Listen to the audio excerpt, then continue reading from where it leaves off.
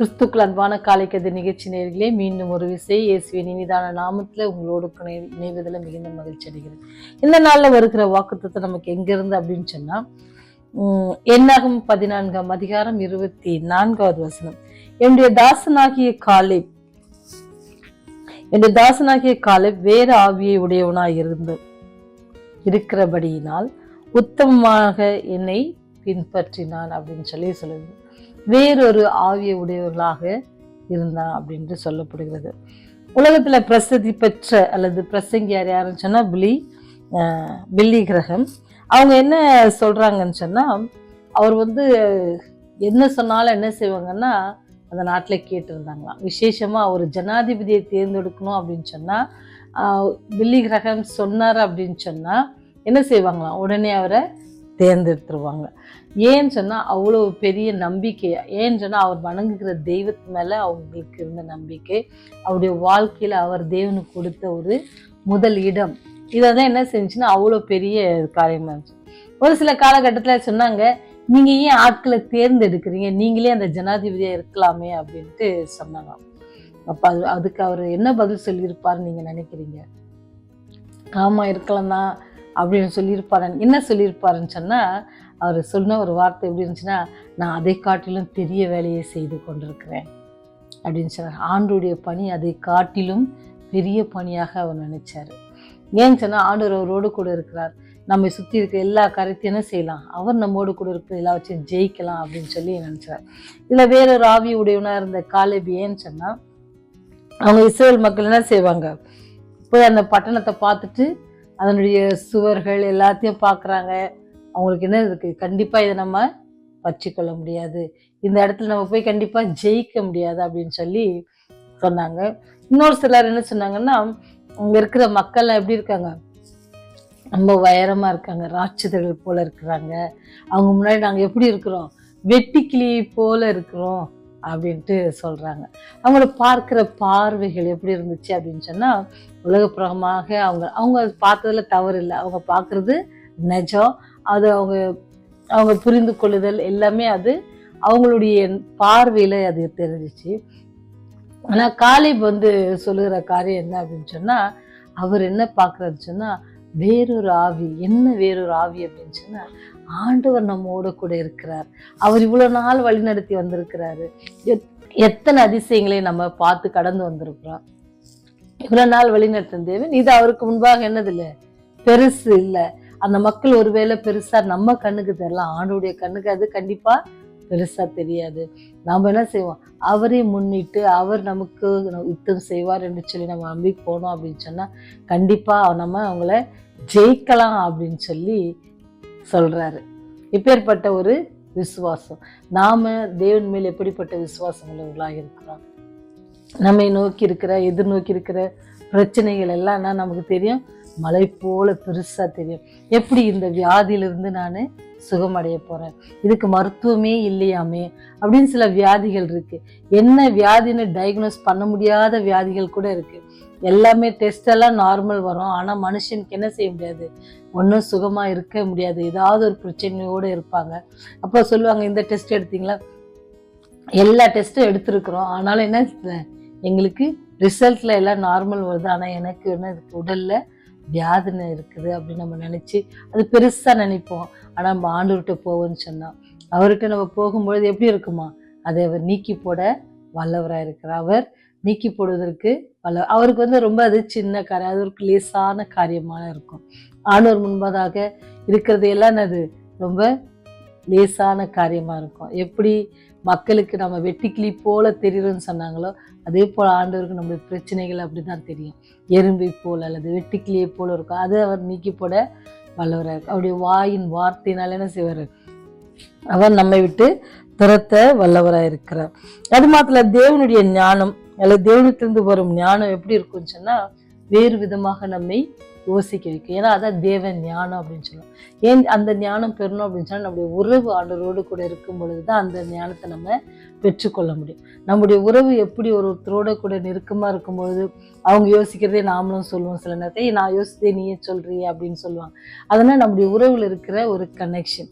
அப்போ நீங்களும் நானும் ஆண்டவரோடு கூட இருப்போம், நம்முடைய உறவு ரொம்ப அதிகமாக இசைந்து இருக்கும் அப்படின்னு சொன்னால், ஆண்டவர் நம்ம வைத்து என்ன சொல்ல விரும்புகிறாரோ, ஆண்டவர் நம்ம எப்படி நடந்து கொள்ளன்னு விரும்புகிறாரோ அதை நம்ம செய்வதற்கு என்ன செய்வோம், முற்படுவோம். இப்படி நம்ம முற்படும் பொழுது வெற்றி யாருக்கு தான் நமக்கு கிடைக்கும். ஏன்னு சொன்னால் அவர் நம்மோடு கூட இருக்கப்போறாரு. எப்படி அன்னைக்கு காலை வேறொரு ஆவியுடையவனா இருந்து அவர் சொல்றாரு பாருங்க, அவர் என்ன சொல்றார், உத்தமமா என்னை பின்பற்றினான் அப்படின்ட்டு சொல்றாரு. அந்த என்னாகமும் 14:24 நீங்க வாசிப்பீங்கன்னு சொன்னா ரொம்ப அழகா சொல்லப்பட்டிருக்கிறது. என்னுடைய தாசனாகிய காலேப் அப்படின்னு சொல்றாரு.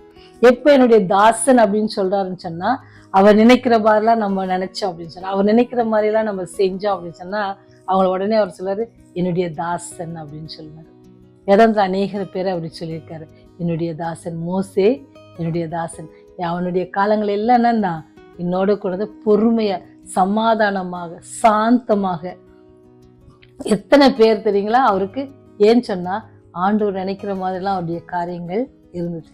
அப்படி இருந்ததுனாலதான் அவங்களுக்குலாம் என்ன சொல்ற, ஆண்டவர் சொல்றாரு காலேபை பார்த்து, தாசன், என்னுடைய தாசன் எப்படி இருந்தானாம், வேறொரு ஆவியுடையவனா இருக்கிறபடினா. அதனாலதான் அவருடைய பார்வை என்ன இருந்துச்சு, டிஃப்ரெண்டா இருந்துச்சு. ஏன்னு சொன்னா ஆண்டவர் சிவந்த சமுத்திரத்தெல்லாம் கடந்து வர செய்த தேவன் இந்த பட்டணத்தை தர்றது ரொம்ப எளிது. எகிப்துல இருந்து எங்களை மீட்டு கொண்டு வந்த தேவன் இந்த காரியத்தை தருவது ரொம்ப எளிது அப்படின்னு சொல்லி என்ன செய்யறாரு, ரொம்ப உறுதியா என்ன செய்யறாரு, மோசே கிட்ட சொல்றாரு. அதே போல அவங்க போனாங்க, வெற்றி பெற்றாங்க.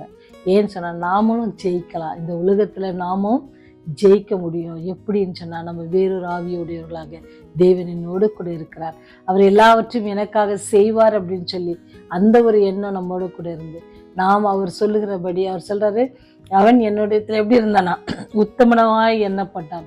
அப்ப நாமளும் உத்தமமாக இருக்க அவர் சொன்ன காரியங்கள்லாம் செய்வதற்கு நம்ம ஒப்பு கொடுப்போம்னு சொன்னா ஆண்டவர் நம்மோடு கூட இருந்து நமக்கு உதவி செய்ய காத்திருக்காரு. எப்படி அன்னைக்கு அங்கே காலேபுக்கும் இஸ்ரேல் மக்களுக்கு ஜெயம் கிடைச்சிச்சோ, அதே போல ஆவிக்குரிய இஸ்ரவேலராகி இருக்கிற உங்களுக்கும் எனக்கும் ஆண்டவர் ஜெயத்தை தர காத்திருக்கிறார். இந்த உலகத்துல ஒரு வேளை சாத்தான் நமக்கு எய்கிற எல்லா அம்புகளிலும் நம்ம தோற்று போனாலும் கூட அதிலிருந்து விலகி வெற்றி பெறுவதற்கு அவர் கூட பக்கத்துணையும் பாதுகாவலமாக இருக்க ஆவலா இருக்கிறார்.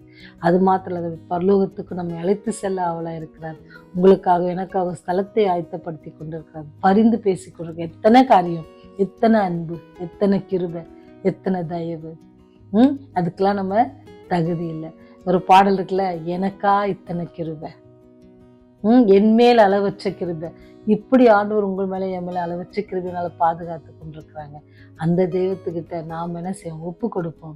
அவர் நமக்கு கொடுக்குற வாக்கு தத்துவம் என்னன்னு சொன்னா, அவரை கொண்டு என்ன செய்யலாமா, அவர் நமக்காக யுத்தம் செய்வார். நாம வாழ்க்கையில ஜெயிக்கலாம். நம்ம நோக்கி இருக்கிற பிரச்சனையிலிருந்து வெளிவரதுக்கு தேவன் கிருபை செய்வார். ஜெபம் செய்வோம். என் தாசனாகிய காலேபோடு இருக்கிறேன் என்று சொன்ன தேவனே, மோசையோடு கூட இருக்கிறேன் என்று சொன்ன தேவனே, ஆபிரகாம், ஈசாக்கு, யாக்கோபோடு இருந்த தெய்வமே, அதே போல உங்களோடு கூட இருப்பேன் என்று வாக்குத்தத்தம் கொடுத்தவரே, அந்த வாக்குத்தத்தை விசுவாசித்தவர்களாக இந்த நாளில் உடைய சன்னிதானத்தை நோக்கி உண்மை அழைக்கிறோம் தகப்பனே. இது எங்களோடு கூட இருங்க ராஜா. நீர் எங்களோடு கூட இருக்கும் பொழுது எங்கள் நோக்கி இருக்கிற எல்லா பிரச்சனைகளும் பனி போல நீங்கி போய்விடும் என்பதை நாங்கள் விசுவாசிக்கிறோம் ஆண்டவரே. ஆண்டவரே, அதற்கான எங்களுடைய உறவுகள் உம்மோடு கூட அதிகமாய் நாளுக்கு நாள் நெருங்கி ஜீவிக்கிற ஒரு ஜீவியம், நேசிக்கிற, உண்மையாய் நேசிக்கத்தக்கதாக, உண்மையாய் இடத்தில் அன்பு செலுத்துகிற பிள்ளைகளாக இருக்க கிருபை செய்யுங்க ஆண்டவரே. தேவைக்கு மாத்திரமே தேடாதபடிக்கு எல்லா சூழ்நிலையிலும் ஆண்டவரே, எல்லா சூழ்நிலையிலும் உண்மை நோக்கி, உண்மையே நோக்கி பார்க்கவும், உண்மை துதித்து பாடவும், உடைய அன்பை பிரஸ்தாபப்படுத்தவும் பெரிய சிலாக்கியத்தினை எங்களுக்கு தாங்க. அதற்கு தடையா இருக்க எல்லா பிரச்சனைகளையும் எங்களை நீக்கி போடுங்க. இந்த ராஜ்யம் அதி சீக்கிரமா இருக்கிறது நாங்கள் விசுவாசிக்கிறோம். சாத்தானை நாங்கள் ஜெயிக்க ஆண்டவரே, நீர் எங்களோடு கூட இருந்து அவனை ஜெயிப்பதற்கு நீர் பலன் தர வேண்டுமாய் கெஞ்சி மன்றாடுகிறோம் சுவாமி. நீர் வரும் பொழுது நாங்கள் ஒருவரும் வெட்கப்பட்டு போய்விடாதபடிக்கு, இவரே எங்கள் ராஜா, இவருக்காக காத்திருந்தோம், இவர்கள் கலிக்கிறோம் என்று சொல்லுகிற அந்த கூட்டத்துல நாங்கள் எல்லோரும், இந்த செய்தியை கேட்கிற பிள்ளைகள் எல்லோரும் ஆண்டவரே அது சேர நீர் உதவி செய்யுங்க சாமி. இதற்காக பிரயாசப்படுகிற குடும்பங்களுக்காக செபிக்கிறோம். அவர்களுடைய பிள்ளைகளையும் ஆசீர்வதிங்க. வியாதியோடு இருக்கிற பிள்ளைகளுக்காக செபிக்கிறோம். அப்படியே படுக்கை சுகவீனமாக இருக்கிற அந்த படுக்கையை மாற்றி அவளை நீங்கள் ஆசீர்வதித்து நல்ல சுகத்தோடும் பலத்தோடும் குடும்பத்தோடு சந்தோஷத்தோடு சமாதானமா இருக்க நீங்க கிருபை செய்யுங்க. தன்னுடைய பணிகளுக்கு செல்ல உதவி செய்யுங்க சாமி. பாதுகாத்து கொள்ளுங்க, வழிநடத்துங்க. எங்கள் மேல் கிருபியா இருங்க.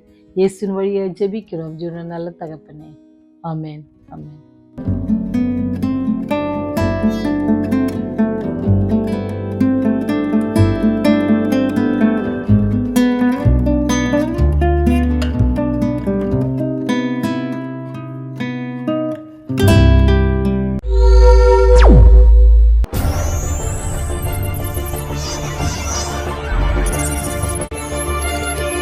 நீங்கள் பார்த்துக் கொண்டிருப்பது உங்கள் ரிவைவல் டிவி.